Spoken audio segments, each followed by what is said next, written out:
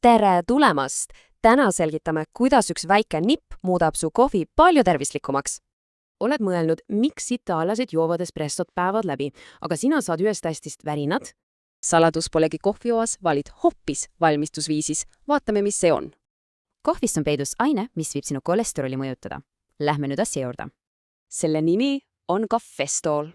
See on looduslik õli, mis takistab maksal halba kolesterooli eemaldada. Filtreerimata kohvi võib tõsta halva kolesterooli taset lausa 8–15%.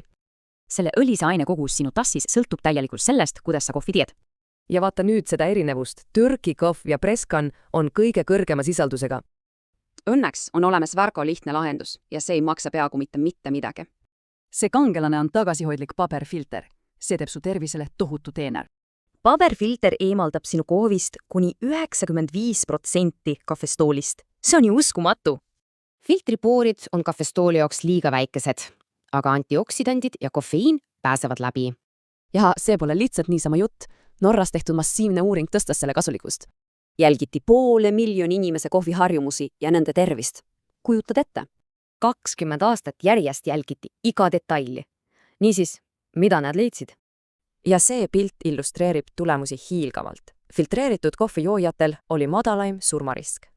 Nad elasid isegi kauem kui need, kes kohvi üldse ei joonudki. See on ikka võimas avastus. Nii et nende eeliste saamiseks pead vältima mõningaid tavapäraseid harjumusi. Vaatame edasi. Tüüa kõhuga joomine, suhtru lisamine ja liiga hilja joomine. Need kõik võivad kasu nullida. Siin on lihtne juhend, kuidas panna kohvi enda heaks tööle, mitte enda vastu. Järgi neid 5 sammu. Kasuta filtrit, oota tund aega ja vaheta suhkur vürtside vastu. Väikesed muutused, mida teel võidad pikas perspektiivis sinu tervisele olulist mõju avaldada. Nii et järgmine kord, kui kohvi keedad, pea meeles, üks väike paberitükk võib kõike muuta.